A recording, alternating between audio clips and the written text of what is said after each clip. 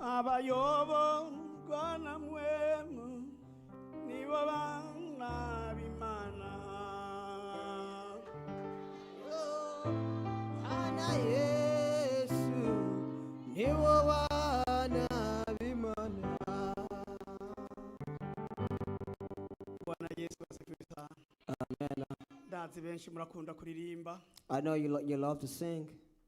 Ndibuka igihe umutama wacu umuyobozi w'itorero. I remember when our elder, the leader of our church, yarigeze gukoresha interview hano. one time he did an interview here. Aravuga ati ubumva wese umuhamagaro. And he said whoever could hear calling come forth. Mu mihamagaro yanyu uwo ari wo wose He said umuhamagaro ngwino hano. whoever could hear calling, whatever calling you have, just come forth. Aho ngomba kuvuga kuri iri jambo rijyanye hamwe twoguma turirimba. And I say if we could keep singing, Mu ngabire rero zatonze aho imbere zarimwo izo kuririmba. among the gifts that came here, do I singing among them? Yarabaza umwe. So he asked each one of them, Wewe wumva umuhamagaro gute? and he said, what kind of calling do you feel? Ngo je ndumva. And he said, I feel. Ishengero ritarimwo indirimbo He said, I feel like at church without sings songs, I don't know how to feel. Atabandi jewe And ndumva someone said, umuhamagaro. I feel calling. Ndumva umuhamagaro. He said, I feel calling. Ndumva umuhamagaro w'ubutumwa. I feel calling of preaching. Nanje ndinze mvuga nti abatanze umuhamagaro muhaguruke. He ever said, those who gave this calling to stand up. Umwe umwe ngacanamo urabikora. And I said, you do this. Urabikora. You do this. Urabikora. You do this. Ucusanga hahagurutse bujene gusa. You will see only Ujeni who stood up. Na mukanzigiye. And along Mkanzigi, only those who stand up. Kop. Karero kuririmba. So let's sing it. Ntibibe bigutwara umwanya tugira ijambo ry'Imana. Let's not let sing and take your time before you hear the word of God. Hallelujah. Amen. Nukuvuga amajambo So to say the word y'Imana of God aciye hano. that passed through here now. Yego. Yeah. Akatagize nkakandi kabagasema. Amen. Nitwa Nimenya Celestin. They call me Celestin.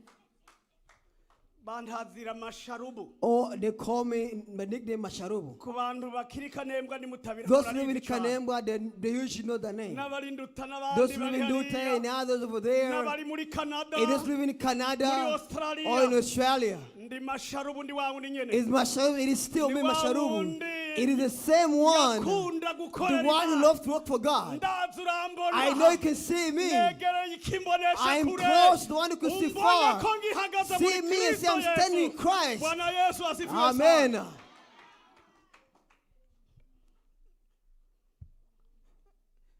Baca umugani ngo hajya There's umugore. a proverb that a pregnant woman, Umugore arya imboga yaritse kandi akabigira bizi. the woman eat the soup when she's making food, even though she knows. Arazirya umushinga ntashitse ngo zariye abana. That whenever it happens to count, you should say that the kids ate the soup. Ndabikora gutyo. I do this because Hari umunsi twari ku kiriyo hariya. one day we're in a funeral. Nicaye mu mudugu uraho. When I was sitting in a car, Si wewe mama mubaziriye. it is not you who ate it, my dear.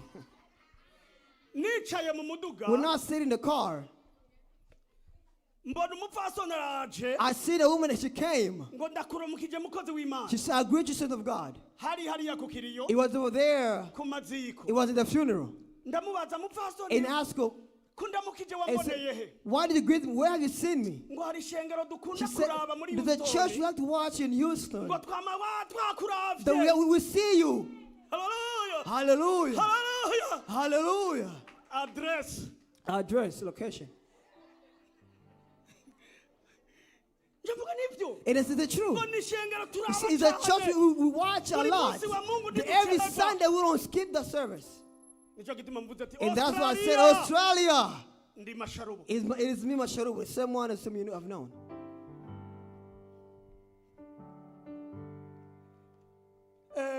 Twarenze mu majambo We menshi. have went through so many words. umwe niwe yavuze ati Somebody once said, iyo hari uwuguruye whenever there's an opener imbere yiwanje before me, nagomba ngahagarikira gusa I could stop right there and I preach. ngavuga birya And I could yavuze speak what he or she said. ngaca mpamagara bihana And I'll call batanya those who need prayers. Kandi And I'll niko finish. biri. And that's how it should be. kuko It is. navuze nti Because I have said iyo ndi ku mutuneko that whenever I'm waiting, ndahandi ku karago when I'm sitting ndiko somewhere nsengera ijambo and I'm praying ry'Imana for the word of God, mpora nsengera I n'uwugurura pray for the opener as well, kugira ngo Mpwemu so that the Holy bigenderanire Spirit could go ngaca with. nsanga And amajambo then I see the words yavuze I've said. arahuye They are very exactly as me. Imana iguhezagire God bless you. Amen. wakoze Mana kunyishura Thank God for replying to me. ibyo avuze yagiye What she arakora said, she spoke what I planned to nje say. gusayanganya I've gusa come here to make a conclusion on it. n'abaririmbyi bavuze And the neza singers, they sing good songs.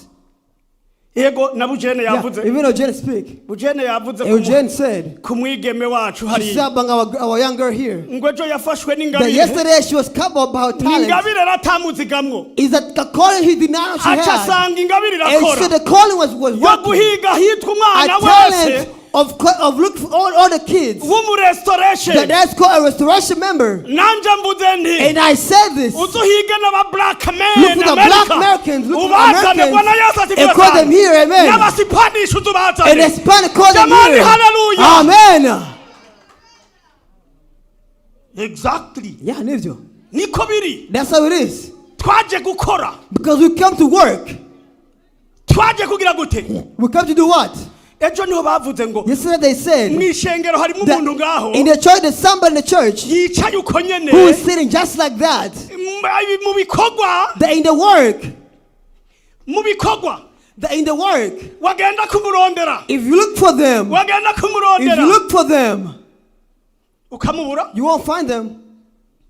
hariho n'abandi aha twova ngaha There's some other if we live here. twova ngaha atavuze na If haleluya we live, they will live without saying hallelujah. yego Yeah. sigitangaza It's not surprised. gushika hano ngo ahimbaze To Imana come here and praise God, ntigishoboka it's impossible to them. kugira ukuguru ku To do this, sekeza niko kijana kubita ndakubwije kuri I'm being truthful to you. mboneyeho n'akaryo ko gushimira I'm taking Imana time to thank God. ejo umuyaga nkuba Yesterday, kiriya cy'inyuma nka kiriya cya the pasitori machine at the cyazimye back, whenever it stopped working, carazimye muhira it stopped, my house stopped working. mu nzu But harashika it's- igipfungu At home, you became was a ndatangura fraud. gutelefona I started pasiteri saying, Pastor Lise, ndabagabo it's hey, to ndabariza help me, self me. ati icyuya kirisha abantu They say it's so hot in the house. The heat is killing my kids. mpave ntabaza nawe nyene aratabaza I might call him, and then he might call Amfashike. too. nabwiye umugore ntingira nkore tekinike I told my wife I'm going to use my skills. umwana caragenda aracugurura My kid went there and turned it atego on. kirashobotse It's working now. ngira ngo Imana hari ibyo nyishuye Okay, maybe God answered me at that time. nja mfata rero hari utuntu So there's something in the house. iyo kigaha kirakora uragira kumva Whenever it's working, you could do this. You could feel Akayaga. it. You could feel the air coming out. kanurira uburiri rero So I count the bed. ndugije ukuboko When I raise my hand high, nsanga nuguruye ventilateur I fed up in the AC. irakubita It's working. umugore yabonye shibukira hariya My wife, I saw me falling down, jumping down. Ndapfuye. So I'm dying. nicyo gituma nakubwiye And as I said, I hit. kubita amagufa yanjye arakomeye Amen. haleluya Amen. n'ubu kuboko nguko I said, now my hands are still working. tomorrow I'm So going to the ejo job nzogenda ku kazi. 8 p.m. Nzogenda kuri BM gukora kazi. Nzogakora. I'm gonna work Imana yarazibiye because God ikiba. protected me. ukuboko n'ubu kurakomeye Even now my hand is still working. pasiteri ibyo ariko Pastor, araganira what he's mugenzi doing now, we he's fine. aranyibukije He's reminding naciye me. mvuga Imana hari ibyo ikinze I said God did something. iyo ntaduze ukuboko Because if I did not raise my hand, nkadugana umutwe if gusa I raised my head instead, cubaza ibyari kuba know what would have happened? Oh, the fan. Something the fan. Because the fan would have hit my head. mwari gusohoka mugenda ku bitaro So they'll go outside to the hospital. kuko sinari guca mpfa Because I couldn't have came here. ariko ubu ntimugenda But here I am, I'm still walking. ndagushimiye Mana And so I thank you, ko God. wagombye kuno munsi jewe na Devota tuvuga ubutumwa Amen. haleluya Amen. turabandanya So So we're going to continue. nukuvuga So it is to say, mu by'abantu banjirije bavuze ubutumwa in what I preach, ndavuga ku makwaya abiri gusa I'm going to talk about two choirs only. upendo yavuze ngo When the choir said, harageze aho abasenga basenga it is mukuri time for us to pray bagasenga no mu truth. mpemu To pray truth in Bwana the Yesu spirit. abariki sana Amen. God bless them. hanyuma And then, huduma yavuze when the ngo choir said, ku mana imyaka myinshi kuba mu ishengero that you live in church for so imyaka long, myinshi you live in a church for so long, you're in a church. batwemereye ngo twishime They say we should brag. kuko mu bishima na je ndimo Because those who brag, I'm among them.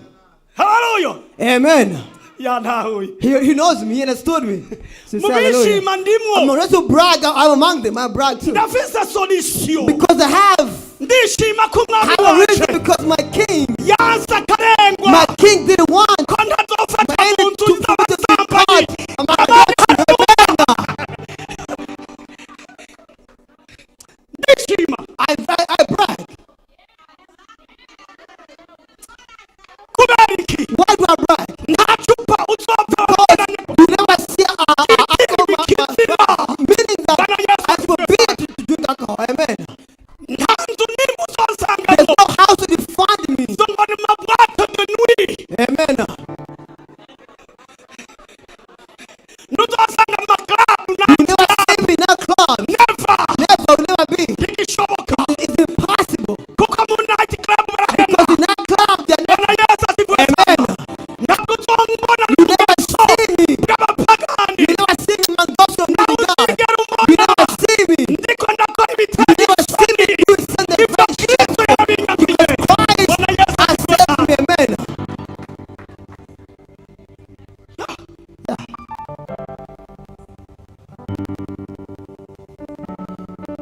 ntaho uzosanga mu rugo You will not find me in my house. hariho ibintu by'amashoka n'uducabiti n'utundi What they think like axe or ubwatsi busashe brushes, uruyange n'ibindi other things in the household. uruyange dutoka Amen.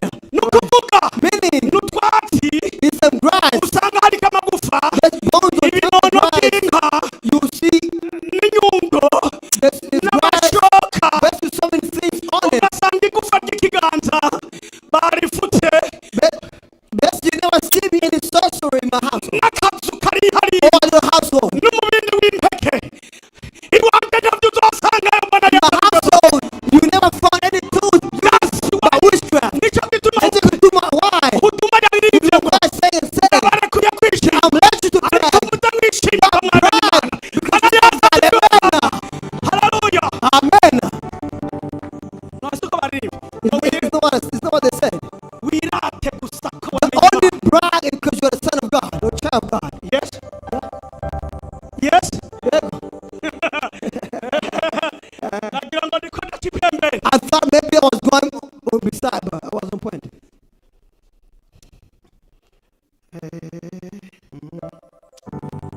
uyu mukozi yavuze ngo This servant said, nimba utamwumvise izina ni Devote her name is Devote, if you forgot her name. ni umukenyezi afite abana Is a mom married with kids. I don't know how many she has. arubatse She's happily married. yitwa Sabiraguha Devote ujya They call her Sabiraguha Devote. uyu ni mugenzi wa Remini She is the spouse of Bwana the Yesu Heavenly asifiwe Father. sana. Amen.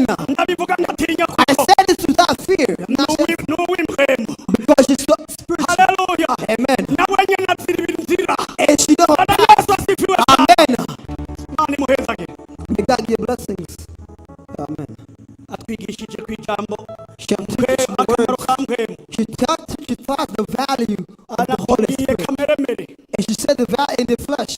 ndayikubwire kameremere Let me explain to you what the flesh is. naho utaryama utaronsa ubugoro The flesh is when you can't sleep unless you find poison. naho utoryama utagize ngo Basically, it's when you can't sleep until you have cigarettes. It's not. Usually you smoke, you know the thing you put in your mouth. Or tobacco, thank you. jewe nkora muri ABM I work in ABM.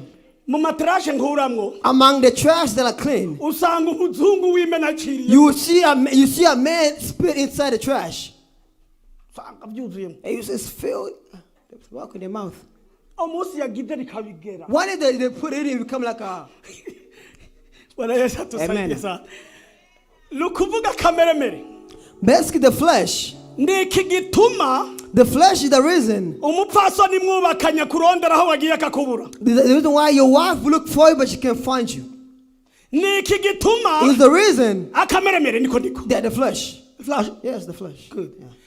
Akameremere. The flesh. Niki gituma It is the reason uhenda umugabo ngo why ngiye isoko you like to ask that you go to the store, ari kugiye mu makona. but you're going to you're taking other routes. I told you. Nakubwi.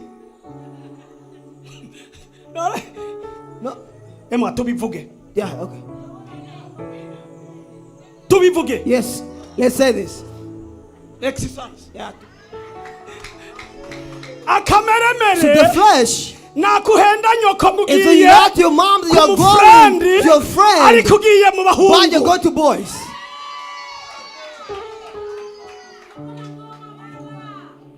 Turazifise ko mwaza kutizana. We have them. You don't bring it, so we have them. Iko It's there. tutatobora. Amen. Bwana Yesu asifiwe sana. Amen. Akameremere The flesh. naka It is this. uhenda umugabo ngo ugiye You kwisoko. tell him that you go to the Ariko store, ukagenda gutanga amafaranga but you're going to give money, ugiye mu magesti. but you're going to guests. Yebaga turi kumwe baga. Are you following when I say guest? Mu magesti You're going to guest or motel. ufise umugabo. You have a man. Ufise so na nyoko. You have your mom and dad. Ari abandi bariko barasenga When ngo others are praying and praising Imana ibahaba God, they bubakana. say, may God give them my Wewe wife ugaca ugenda mu spouse, makona. but you are taking corners. Nakamara mata. It's embarrassing. Umuntu yakiriye The Mpwemu. person received the Holy Spirit, Kameremere. the flesh.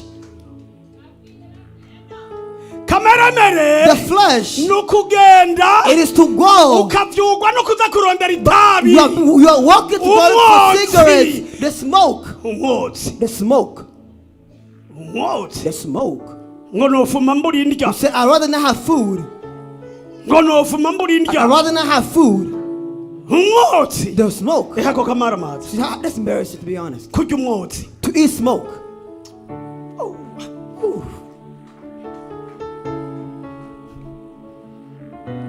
Uyu munsi urabiheba. Today you will stop Kuko turi mu ijambo rya Mpwemu because Yera. you are speaking about the Holy Spirit.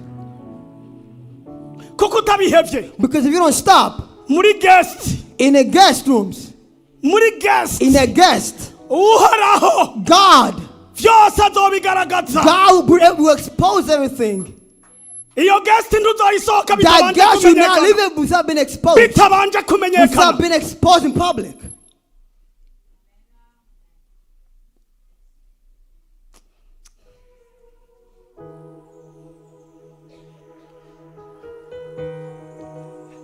None ngoma ndababaza. So let me ask you this. Ni bingahe Imana imaze guhishura? How many has God exposed or have shown? Vyinshi Imana ihishura. It is so much that God shows Gezaho. to stop. Nta kamaro bimaze. There's no value in it.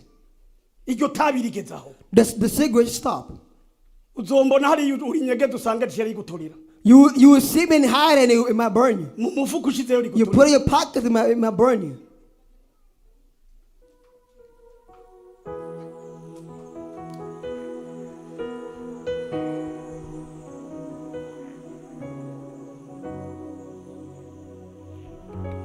Uzozana ikazi y'ubuhenikeni. You will bring a box of Heineken. Abapagani. And the pagans, those who believe, the Ndikubwira non-believers, abantu bemeye kwakira umwuka wera. I'm not saying but non-believers. I'm talking about those who believe in God and received the Holy Spirit.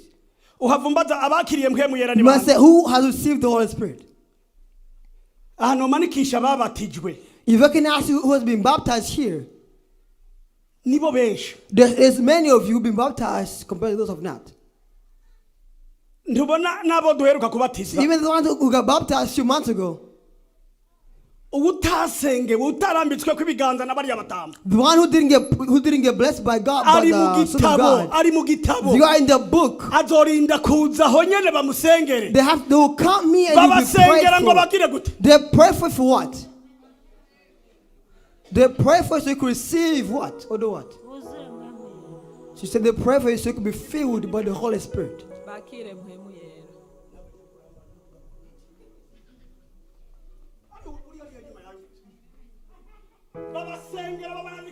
Why did they pray for them? Bakire Mpwemu Yera. none uhavuga gute So how can you say? ko turiko turavuga bakiriye Mpwemu You Yera said those who received the Holy Spirit. uhavuga gute How can you say? uhava wisobanura How can gute you explain yourself? nambunywa If you drink, if nambusambana you commit adultery, nambuboregwa if you are alcoholic, namutawugabira abavyeyi if you are disobedient to namutagira parents, urukundo if you have no love, Mpwemu Yera with the Holy Spirit, waramwakiriye you have received it. ndaza gusomora ndaza kuvyumva I'm going to read it to explain it broadly. hey kuko hari ugomba ngomba niwe Because some say, let me drink. Let me drink. barazi ko ntari They muri know bo that they jewe don't have the barazi ko Holy Spirit. ntari muri bo They know I'm not among them. agatubika ibyo atubika They drink and drink nawe what they want. n'umukristo They are Christians. no kunombe They are n'umukristo They are Christian, but I'm the top.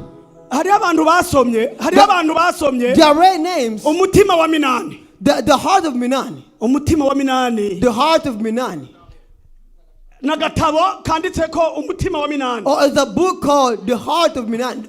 mamenyone ndako yabonye baba barakabonye It's a book. nukuvuga It is to say, hano mu buryo so here on my right, Mpwemu Yera agumaho nyene the Holy Spirit is there. hano And then on my haguma ikigindi kigabo and c'ibihembe here there's a man with horns. kandi aba bose barondera ugutwi And these people are looking for ears. aba bose barondera ugutwi They are looking for ears. barondera umutima They're looking for your heart n'ubwenge and your knowledge. And your ariko heart. baca mu gutwi But they go to your ears. uyakubwira So this person tells you, kajya gakobwa see that girl, genda let's just go. uyu nawe akavuga And this is say, mugabo wo gufata you know what, they might catch you, man. uwo mutwazi ndamuga She might get pregnant. reka mugabo Stop, man. ntiwigeze kumva ubutumwa Did you not hear the ko testimony? gukora icyaha cyo gusambana ari amakosa That commit adultery is a sin. uyundi And the nawe other will say, wegenda gusubira just genda go and tell her. mubwire Just go and tell her. I love you Ndagukunda.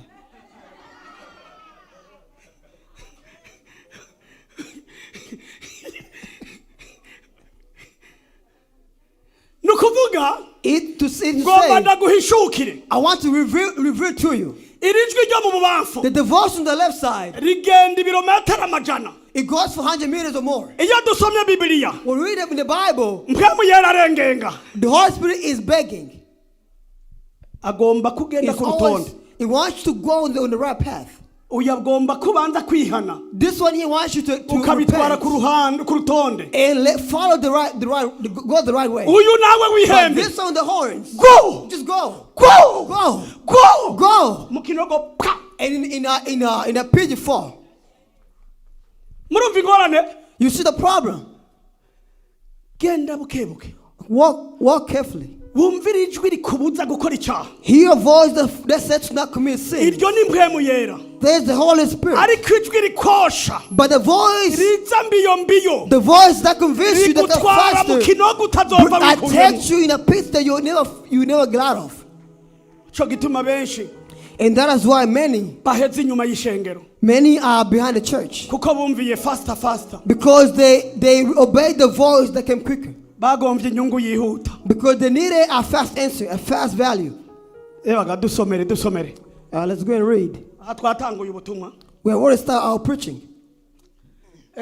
ubu dusomera The one who's going to read for us, adusomere mu baroma 8 we're going to read Romans 8. twumve ko ari amajambo ahuye n'aya devota And let's see if these verses matches with what the voter preached earlier. kuko yatubwiye ngo Because she said, that she ubu told ufise us, Mpwemu Yera that those who have the Holy Spirit, ntajaniranya they do not follow soma flesh. soma mutaha Let's go and read. Reka dusome mu izina rya Yesu Kristo. Abaroma igice c'8 ku murongo wa 3. Haravuga ngo ici vyagezwe bitashoboye gukora kuko bifise intege nke kubw'akameremere kacu Imana yatumye umwana wayo afise ishusho y'umubiri w'icyaha kuba ikimazi c'icyaha. genda Kuri 9 ariko mweho ntimuganzwa n'akameremere k'umubiri ariko muganzwa na Mpwemu bisanzwe Mpwemu w'Imana aba muri mwebwe ariko iyo umuntu adafise mpwemu wa Kristo ntaba ari uwiwe. Komera mutama. Amen. Bwana Yesu asifiwe sana. Amen. Navuze ko mpwemu yera. I said that the Holy Spirit abana natwe lives with us. Ari muri twebwe. Is with us. Hallelujah. Amen. Bwira mugenzi wawe ati mpwemu yera muri kumwe. The Holy Spirit is within you. Mubwire na karori. Tell a friend, for example, as an example. Mpwemu yera. The Holy Spirit turi kumwe is with us. Uvyizera ntuvyizera. Believe it, do not believe it. Ejo abari hano. That's what yesterday. Umukozi w'Imana yatubwiye. Our son of God said iyo ukoze icyaha that whenever you commit a sin, izina ryawe hari ahantu rifutwa. Your name is erased in the spot. Hari akarorero k'ibitabo bibiri. You are an example of 2 books. Ati muri iki gitabo in this book, cy'ubugingo, the book of life, n'igitabo it is a book, cy'imirimo, a book of work. Ivyo nivyo bitabo These bizoba 4 books don't be bright. Igihe ukoze imirimo, But whenever I do work, nukuvuga iyo mirimo mean that izoguherekeza. your work will follow you. Ariko muri icyo gitabo cy'ubugingo, But in the book of life, izina ryawe ririmo your name ryanditswemo. is there, is written. Igihe ucumuye, When you commit a sin, sin plus, there's a minus. rica rifutwa. Your name is erased. Bwana Yesu atuhurumie sana. Amen. May God forgive you. Uharuri inshuro. Count how many times ukora ivyo mpwemu yanga. You commit what the Holy Spirit is against. Izina baca bafuta. Your name is erased. Ivyo bibangikanije ari bibiri. So there's 2 books, as we say. Igihe wihanye, when you repent, twabwiwe ko we've been told that ubwo nyene at that time haca haba party. there's a party. Haca haba birthday. There's a birthday. Bwana Yesu asifiwe sana. Amen. Kuko ubuvutse. Because you are born again. Turi kumwe yemwe. Are you following? Dukomere Imana mashi. It's applies to God. Igihe ucumuye, When you commit a sin, izina rirafutwa. your name is erased. Ariko igihe But when you wihanye, repent, izina rica your ryandikwa. name is written again. Bagaca batangura mu And then it ijuru. starts to in heaven. Bwana Yesu asifiwe sana. Amen. Ngo impundu ziravuga. That they dance and Kubera praise. iki? Because why? Wihanye. Because you have repented. Bongeye kubona umufriend. They see a friend again. Bongeye kubona umufriend They see a agarutse. friend who came back. Bwana Yesu asifiwe sana. Amen.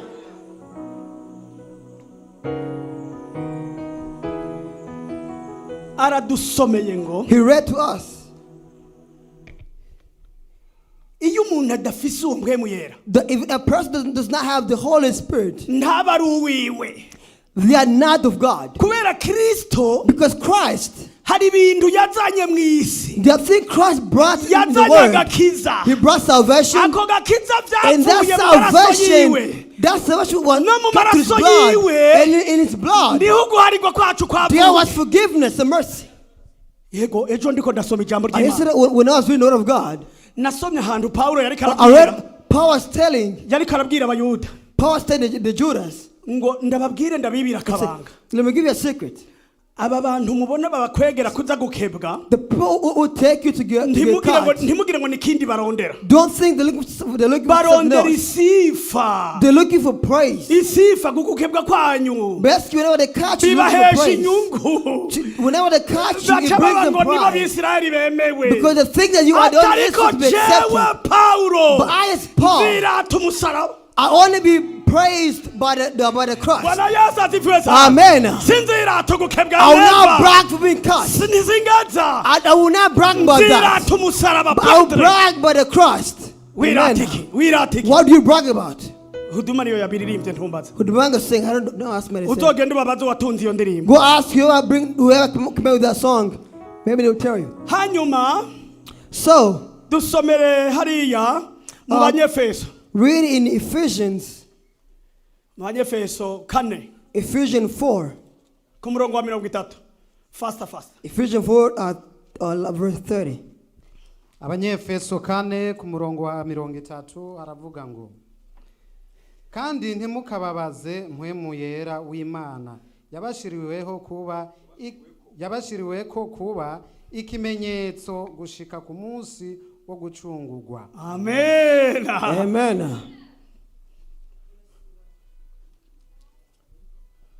Uzihende. Do not lie to yourself. ikintu cyashinzwe na leta, anything that is being brought by the government, nk'igipankarte, to be like a sign, hanyuma wewe, and then for you, uzukikureho, remove it. Tukiri misore, whenever we were still as young men, ahandi Congo, they are in Congo. Wamenya ko umukobwa gukunze yaguha igitenge. You know a girl loves you when she gives you the gitenge.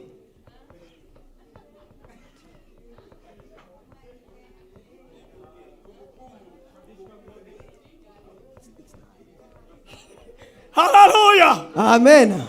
Bakarorina bari bakiri bato hariya mu kanzu. Corona, now they are still young, so they are still young, so they know. Ariko mama idi marabizi. But my idea, she knows. N'abandi. And others, they know. Utampaye igitenge. If you didn't give me actually listen to the clothing, nduriho. You're not there.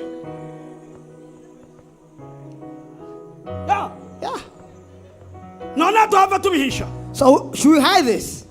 Na mama de baba. Even Mama Devava knows. Kuri mukuru wanje. To my other brother. Yabwirizwa kugitahana gitwaye. He has to take that to the clothing home. Bariya bose banyina wa vyambi. Even Byambi's mom, they all know. Igitengo utagihaye umusore. If you don't give the traditional clothing to a young man, that shows love. Bariko barambaza. They're asking, ngo yagitwara he? where will he take it? Twebwe twavyita souvenir d'amour. We call it a souvenir. Souvenir d'amour.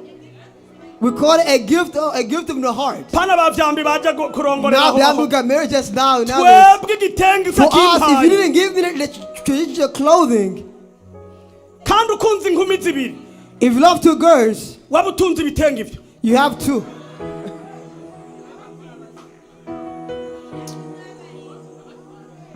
Waba twarubajana.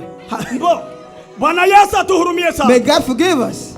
Nukuvuga Is to say, charakayangana. it was very shiny, it looked well. Akiguhaye When she gives it to you, kukubera n'ivyo bupagani. Yakiguhaye mwijoro. because she'll give you a night, Yakiguhaye mwijoro. she'll give it to you at night. Kazinze neza. It was very wrapped, properly wrapped. Basize kutundu. When they put up, you know what that is. Waratwara ukagira ngo. You take it, you smell it. Bwana Yesu atusaidie May sana. God help us, amen. Ngomba kuvuga iki? What am I trying to say?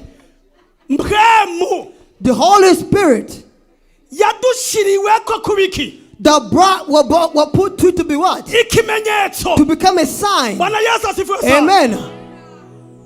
Hey, sinabonye Ombeni. I see Ombeni. Numukwe wanje reka ndabivuga ku mwene He's my wawe. son-in-law, so I'm going to speak about him. Bena nduze na ninde? Ombeni and who? And Bosco.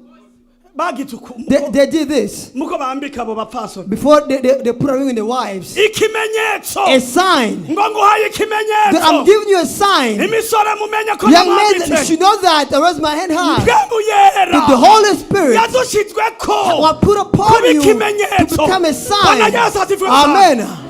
Nukuvuga utarimwo mpwemu. If you don't have the Holy Spirit, Utuzuye mpwemu. if you're not filled with the Holy Ibyawe Spirit, bija ku mugaragaro. whatever you have is the Birahinyuka. problem. It could be known. Kuko ivyo wama. Because what your fruit you bear, it is shown in public. Biserugwa na kamera It is yawe. exposed by flesh. Nzovuga ku yindi ndwi izoza. You say, I will say next week. Abumvise yabajambo Imana Wherever ibaheze. was, God bless you. Amen.